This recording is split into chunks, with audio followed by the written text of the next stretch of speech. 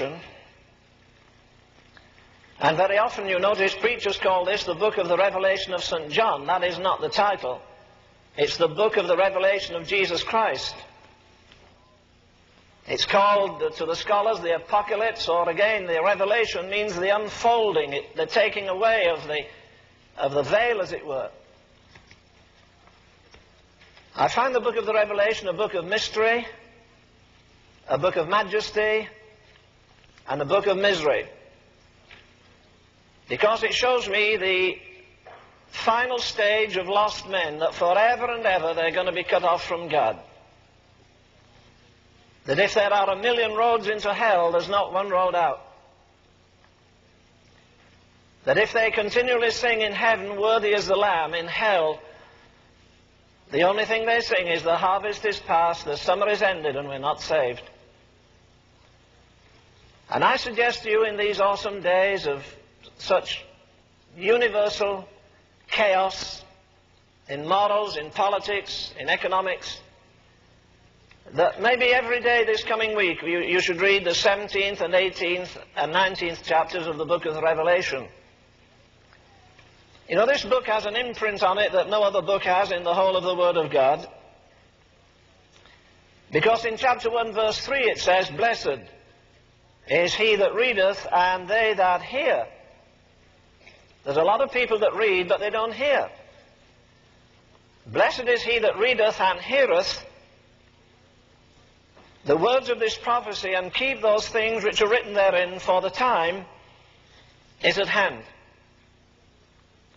Let's go to the 20th chapter in this book, Revelation 20, and read from verse 11.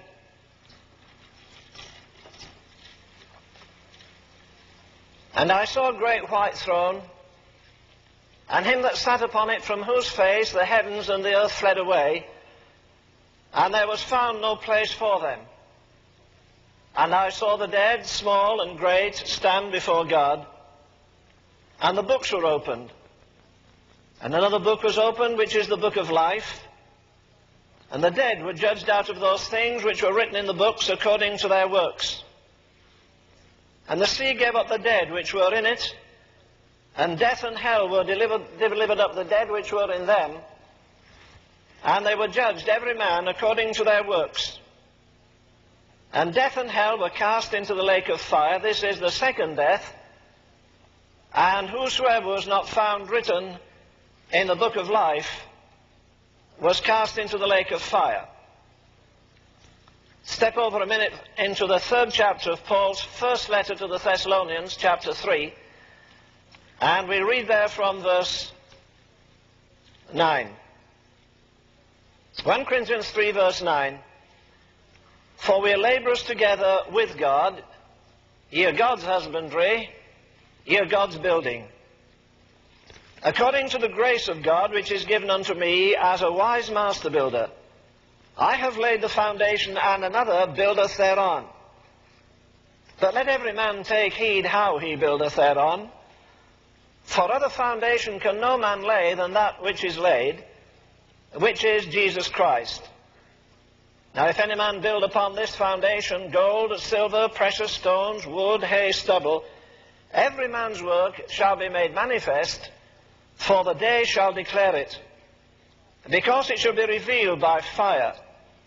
And the fire shall try every man's work of what sort it is.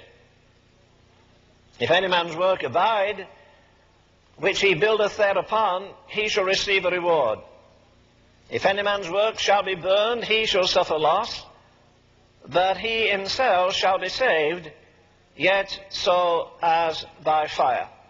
Now, back to Revelation chapter 20 again.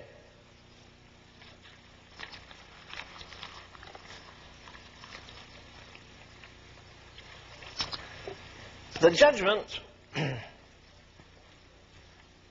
of the sinners. "I saw a great white throne," typical obviously of purity, "and him that sat upon it." Now we read these things and they kind of slide over our minds, but listen to the awesomeness of this. "From whose face the heavens and the earth fled away, and there was found no place for them. And I saw the dead, small and great, stand before God, and the books were opened.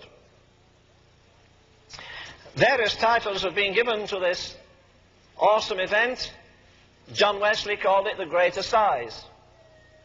Billy Sunday, in his wonderful way, called it Payday Sunday. A cowboy preacher preaching on it called it the Last Roundup.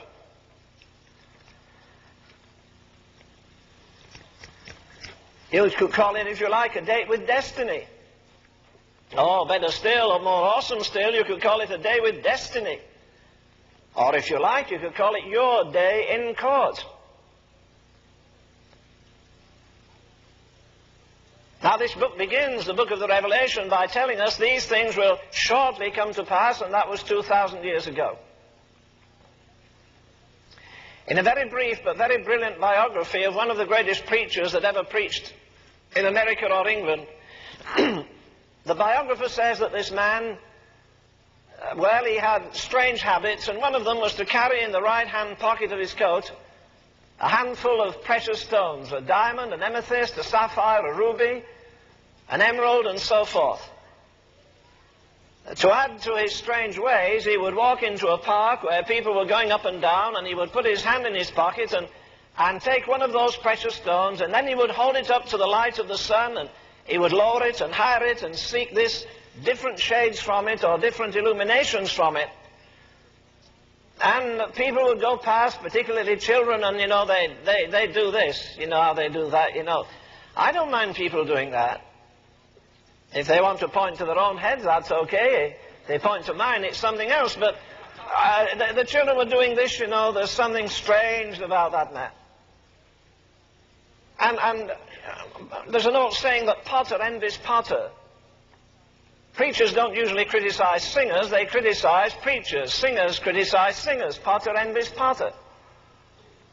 And these preachers were sitting round a table one day eating in England, and they began to discuss this famous preacher. And one of them said, I heard him the other night, he was awesome, he lifted us into eternity, he has a vast vocabulary. I hardly knew whether I was in the body or out of the body. And then my little boy said he'd seen him in the park playing a game like a child plays with marbles, playing with precious stones.